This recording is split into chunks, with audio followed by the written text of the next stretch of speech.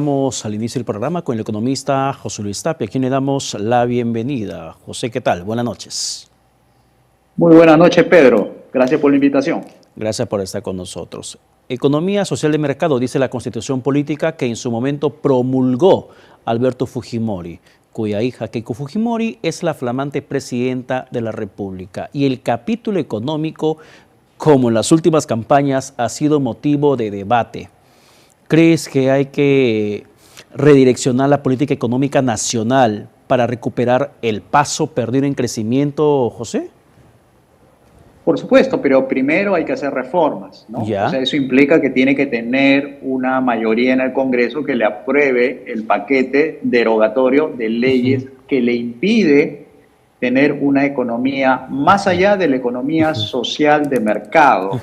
Quiere decir una economía de libre mercado como lo tienen los países desarrollados, ¿no? Entonces, eso es lo primero que tiene que hacer, es mandar su proyecto de ley derogatorio para implementar las reformas liberales que le hace falta desde los 90. Ya. Sin embargo, ¿cómo se podría comenzar a hablar de una buena economía si cada campaña electoral, y te diste cuenta mucho más como economista, si va uno de izquierda entrando a la segunda vuelta, sube el dólar? Va Keiko Fujimori, una de derecha, baja el dólar. Hasta para muchos esto termina siendo una perversión o hasta una supuesta manipulación del mercado, solamente para desalentar las tendencias de izquierda. Mira, hay dos elementos que hay que considerar en el análisis que tú señalas. Uno son las expectativas que tienen los agentes económicos y otras son las manipulaciones monetarias que haga la entidad, en este caso BCR, para evitar que esas fluctuaciones sean hacia arriba o hacia abajo de manera abrupta. Entonces, tú sabes que el mercado es impersonal, no hay alguien que lo dirija como era antes, ¿no? Antes en los 80 era mucho la incidencia que tenía el Ministerio de Economía y Finanzas. Ahora ese poder se ha trasladado al Banco Central de Reserva. Y lo único que hace el Banco Central de Reserva es poner o sacar dinero de la economía. Es lo máximo que puede. Y el resto, la demanda monetaria que hace que el dólar suba o hace que el dólar baje, ya depende de las personas, ya no depende tanto del Banco Central. Por eso que hay una parte muy importante de quienes manejan esos dineros del público, que vienen a ser las grandes empresas que manejan buenos volúmenes de dólares o buenos volúmenes de soles, son los que pueden determinar en un determinado instante en que el tipo de cambio se ponga nervioso y empiece a subir, porque tiene la capacidad económica de hacer ese tipo de influencia. Por eso la autoridad monetaria entra un poco a disipar, a aplacar esas subidas abruptas, ¿no? Que es lo que hace la entidad, digamos, monetaria, ¿no? En este caso el BCR, ¿no? ¿Eso no es especulación? Efectivamente, eso es lo que yo decía, manipulación. Es decir, no es que el precio en estos momentos que está dándose, el precio del dólar, no sea una flotación principalmente de libre mercado, es una flotación sucia, pues sucia se llama porque hay intervenciones que pueden incluso ser de alguna manera parcializadas, ¿no? Entonces hay que dejar que la moneda sea libre, pero para que se haga esa flotación libre, tienes que hacer un conjunto de reformas para evitar que esas empresas, esas pocas, hagan ese trabajo de, digamos, de defenderse contra cualquier orientación que pueda tomar el gobierno, sea de izquierda o sea de derecha. O sea, no puede una autoridad monetaria tomar partido por ninguna digamos, de las influencias que puedan venir de la derecha o de la izquierda, pero para eso el mercado tiene que ser libre. Pero ahorita el mercado no es libre, como tú sabes, ¿no? Y se destaca siempre que, por ejemplo, el BCR mantenga su autonomía política. O sea, no depende, si bien es cierto, es una designación hecha en un fuero político como el Parlamento, bajo designación de la terna que hace la Presidencia de la República, pero la autonomía técnica política la mantiene. La política económica se preserva sin injerencia de quien esté en Palacio de Gobierno. ¿Y cuán favorable es el hecho que Julio Velarde haya decidido quedarse 5 años más tras reunirse con Keiko Fujimori, la presidenta electa? Mira, no colabora en mucho a darle institucionalidad a la entidad, o sea, a las reglas de juego de la entidad. Ya. Porque cuando tú ratificas a una persona de manera permanente, parece ser que la persona es más importante que la institución. Y lo que menos necesitamos es ese tipo de sistema económico donde la persona es el protagonista y no es la institución. Es decir, la institución entendida como reglas de juego. Eso es lo que se tiene que mantener estable y predecible. Pero en el caso del señor Velarde, importa más la persona. Y esa es la parte más débil del sistema monetario, que dependa de un Julio Velarde para que exista estabilidad monetaria, porque según otras personas que puede ser de su entorno, que puede hacer bien su tarea de intervención monetaria, no le ha dado, creo yo, la cabida, los espacios, o no ha promocionado debidamente a estas personas para que se vea que no depende de un Julio Velarde, sino de un equipo de personas que se someten a unas reglas monetarias institucionalizadas para que sea la institución más importante que las personas. Ya. Pero ahí justamente se va otro espacio del debate político, ¿no? Porque van dos campañas presidenciales que pareciera ser que la propuesta de cada candidato presidencial, dependiendo de la ideología, es la permanencia o la salida de Velarde, hasta como propuesta de campaña. Ha pasado esto. Varios candidatos de derecha hablaban pro Velarde y otros de izquierda decían no Velarde. Y estamos justamente en ese debate tan imprescindible termina siendo una sola persona por encima de la institución?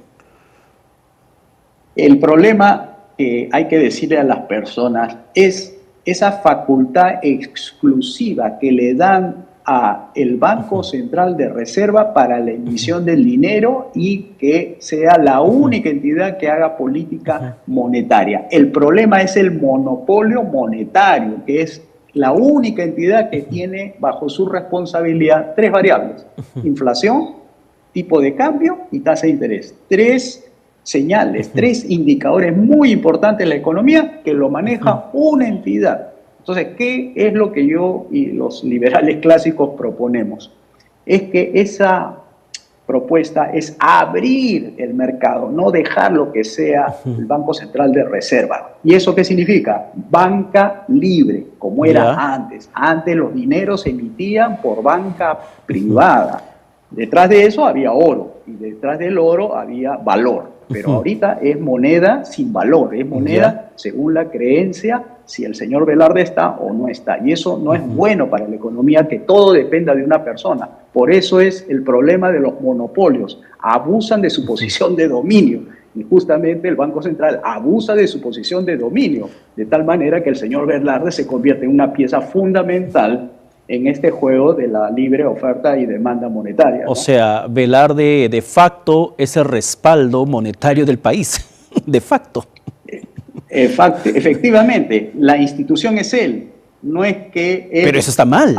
Digamos, obedece. Exactamente, porque es monopolio monetario. Y eso hay que derogar, esa ley, hay que derogar o modificar la Constitución para que no sea una banca monopólica de parte del Estado. Tiene que ser como fue antes, una banca libre y competitiva con patrón oro. Ese es otro tema que también se ha tocado en esos últimos tiempos. Si nosotros hemos consultado a varios economistas, como también candidatos en campaña presidencial, ¿qué tan importante podría ser para nosotros que nuestras reservas internacionales también estén en oro? Tenemos tanto oro, del formal como del informal y como del ilegal criminal, pero tenemos oro, pero no tenemos reservas en oro. Aquí el que se va a molestar si hace ese cambio de dólar, que es lo que se está ahorrando, y por eso se llama reservas, es Estados Unidos.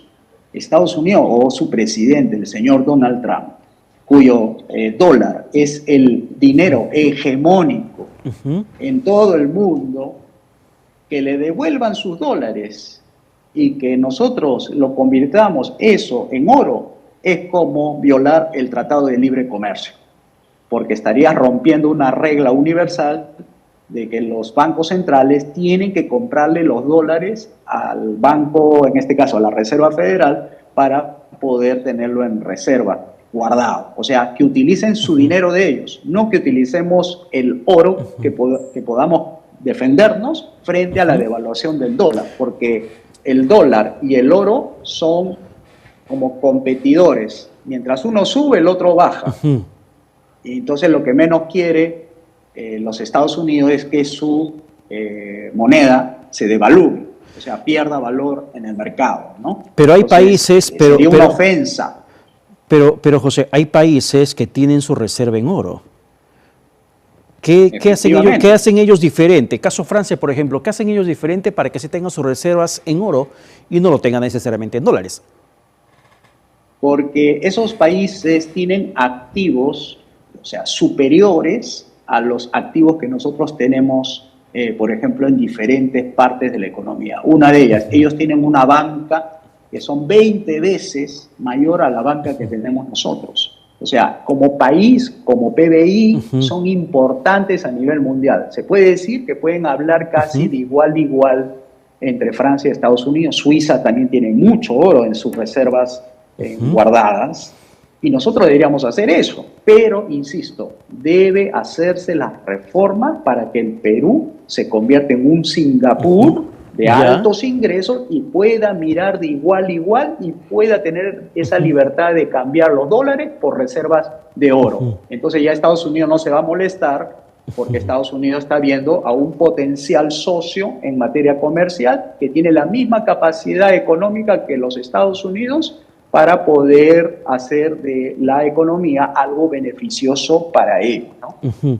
Y estoy leyendo la información precisamente de países que tienen reservas en oro. Y el país que lidera es Estados Unidos. Paradójico, ¿no? Estados Unidos pero la deuda, perdóname, la deuda que tiene Estados Unidos es su PBI y medio. O sea, ellos se pueden dar el lujo de endeudarse con el mundo, porque además tienen activos en todas partes, con el dólar. Por eso que ellos mandan, porque ellos ponen el dinero y se endeuda con otros. Y por eso hacen lo que hacen, porque tienen una reserva cuyos pasivos son los dólares que ha distribuido a nivel mundial, ¿no? Pero bueno, estamos hablando de economía peruana y aterrizando la realidad, saliendo de lo que significan las reservas internacionales. Una situación próxima a pasar es el escenario del Niño. ¿Cómo estamos en este momento como país, económicamente hablando, para enfrentar este problema? No tenemos la infraestructura como para afrontar con solvencia un fenómeno de este tipo. Y cuando digo infraestructura, represas, que puede contener el agua que se origina desde los Andes para generar reservorios, de tal manera que no fluya la cantidad de agua necesaria e inunde porque se sale de los cauces de los ríos como se ha formado naturalmente. Eso no se va a poder construir de aquí a 6 meses. Entonces, estamos prácticamente en un déficit de infraestructura que nos va a poner de nuevo en jaque. Y esto va a ser, como hemos visto, caída de la producción agrícola, la producción de pesca, destrucción, etcétera, y va a bajar mucho la producción del norte y la sequía también en el sur, ¿no? Ya, pero para poder enfrentar esto, ¿qué necesitamos? Bueno, necesitamos hacer lo que se hace en las emergencias, ¿no? Hacer muritos de contención por un lado, por otro, en la medida de que de aquí a unos meses se pueda hacer. Pero hay un problema también que se está presentando cuando haya las elecciones regionales y de gobernaturas. Lo que va a suceder es que estos señores van a entrar y no va a tener la suficiente capacidad técnica porque recién está aprendiendo a manejar los poderes tanto municipales, locales y regionales. O sea, van a ser como sus prácticas preprofesionales en pleno fenómeno del Niño. O sea que cuando ellos ya conozcan bien cómo se maneja un gobierno municipal y regional, ya va a ser demasiado tarde.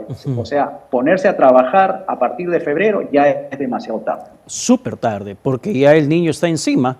Es más, las lluvias que se vienen registrando esos 2 días aquí en la capital no necesariamente están ligadas al tema del invierno, sino están ligadas al tema del calentamiento del mar con el tema del Niño.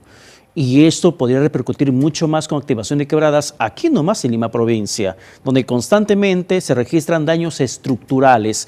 ¿Has hecho algún estudio al respecto de eso, de cuánto perdemos en infraestructura cada vez que se presenta este tipo de escenarios del clima? No, no tengo esa información, ¿no? Esto lo maneja bien Defensa Civil, ellos manejan bien su información de cuánto es el nivel de destrucción que se prevé y cuánto son la construcción necesaria, ¿no? O la autoridad ¿cómo le dice la autoridad con reconstrucción o la autoridad que ya no, que ya no existe, que ahora está la Autoridad Nacional de Infraestructura para que construya mucho más rápida lo que no ha hecho la reconstrucción con cambio, pero la situación está igual, o sea, no ha mejorado. Sí, no ha mejorado porque tenemos un centralismo limeño, un demasiado Estado para lo que necesitamos realmente, tenemos que achicar las funciones, no digo los ministerios, porque los ministerios aparentemente parecería ser la solución, pero son las funciones realmente. Hay que trasladar muchas al sector privado y dejarlas indispensables, que son justicia, seguridad y obras públicas. Si pudiera hacer ese esfuerzo el gobierno que entra, yo creo que tendríamos un buen Estado ya resolviendo problemas de fondo, ya no tendríamos que hablar de crisis cada vez que el niño se sale de su control, ¿no? Entonces, con esto regreso a la pregunta inicial respecto al capítulo económico, lo que tendría que hacer Keiko Fujimori, pero trayéndote ahora el contexto de lo que tendría que hacer Keiko Fujimori para que pueda un poco maniobrar este escenario, porque si el niño revienta, lamentablemente, aquí padecemos todos. Habrá escasez de productos, encarecimiento de los mismos, pérdida de producción, se exportará menos, habrá mucho más infraestructura por reponer. O sea, el daño estructural transversal va a ser terrible. Keiko Fujimori, ¿cómo tiene que comenzar a planificar esta situación? Bueno, a mi modo de ver, tendría que copiar algo lo que hizo su padre, ¿no? Con pequeñas obritas en los sectores más estratégicos, donde están los puntos más débiles, donde vaya a haber mayor daño. Creo que podría poder enfrentar frente a un fenómeno gigantesco. No es un tema solamente de Perú, a nivel mundial se está viendo esto. Entonces, ella va a perder capital político, bastante, porque esto de la destrucción, el precio de los principales alimentos que van a subir de precio, tenemos una guerra ahorita ya declarada contra Irán, va a hacer subir el precio del petróleo, lo cual va a subir también los precios gracias a la gasolina que va a subir de precio, más gobiernos regionales que no van a saber ejecutar las obras de prevención, y si no hace las reformas, yo creo que ella va a perder rápidamente su capital en menos de 6 meses. O sea, en los 3 meses que vienen, o sea, estamos hablando de agosto, septiembre, octubre, ahí va a definir bien su línea maestra, si lo va a hacer o no va a hacer de una vez la reforma. Porque si no lo hace desde ahorita, no va a poder hacerlo después, ¿no? Pero en el caso de Keiko Fujimori, con el escenario del niño, es para decir llueve sobre mojado, porque no solamente es el niño el que se viene, está el factor guerra, Irán, Estados Unidos, otra vez bombardeo, encarecimiento del petróleo, combustible, que esto afecta de forma transversal. Pero también a nivel nacional está el crédito suplementario por 9.000 millones de soles que se está pidiendo. Y el Consejo Fiscal, precisamente, leí el artículo del día de hoy, advirtió que un crédito suplementario de esa magnitud va a deteriorar mucho más la caja fiscal. Para hablar en cristiano, humanizando el tema, ¿cómo nos afecta esto como país? Los servicios que el Estado brinda cada vez va a ser más deficitario, porque va a gastar más, pero cada vez se va a robar más. O sea, en otras palabras, le estás dando más dinero a algo que por sí mismo ya tiene deficiencias en su gasto, ¿no? Mira, yo no entiendo bien el tema siguiente, y esto lo tienen que explicar el Consejo Fiscal. Dice por un lado que se va a deteriorar, pero por el otro lado, los alcaldes, por no ejecutar las obras con el presupuesto que se le ha asignado, está sobrando 100.000 millones de soles. Entonces, estaría sobrando dinero, 100.000 millones por no ejecutar. Y por el otro lado dice el Consejo Fiscal que estos créditos suplementarios es para infraestructura. Que van a justamente volver las finanzas públicas más deterioradas. Entonces ahí hay una contradicción sobre qué cosa estamos hablando, si estamos hablando de déficit o superávit, porque hay dos cosas a la vez y hay que ponernos de acuerdo bien de qué se está hablando, ¿no? O hay burocracia. Ayer conversaba, por ejemplo, con el alcalde de San Juan de Lurigancho aquí en los estudios, Jesús Maldonado, y él me decía lo siguiente cuando le preguntaba precisamente por este ranking de gasto que se hace cada municipio a final de año.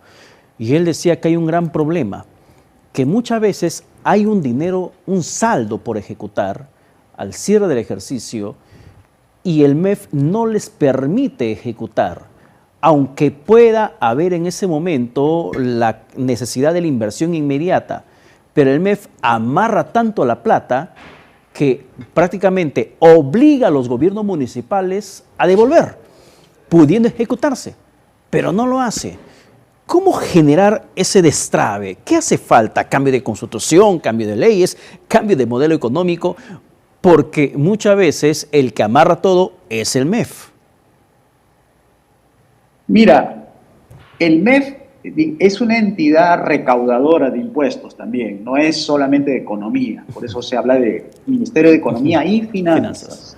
Que tenga la labor de controlar el gasto está bien, el problema es el tipo de gasto que está controlando, porque si va a controlar un gasto que lo puede hacer el sector privado, entonces estaría yendo por buen camino, pero si está controlando un gasto que es, por ejemplo, para el caso de seguridad, para el caso de justicia, que debería darle más presupuesto, y no está dándole, entonces estamos mal, porque no está controlando bien los gastos. O sea, no todos los gastos son iguales, algunos gastos son más importantes que otros, y eso es lo que no está definido en el debate. Se piensa que todos los gastos que hace el Estado son importantes, y eso no es cierto desde el punto de vista de la economía, porque tú puedes prescindir del gasto, por ejemplo, en un ministerio de cultura, en un ministerio de la mujer, y no por eso la economía se va a caer en pedazos.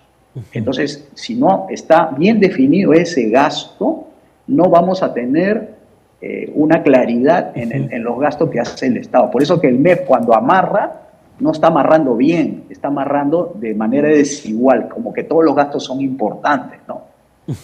José Luis Tapia, muchas gracias por la comunicación alcanzada. Buenas noches. Muchas gracias a ti. Buenas noches. Buenas noches. Ha sido José Luis Tapia, economista, conversando con nosotros.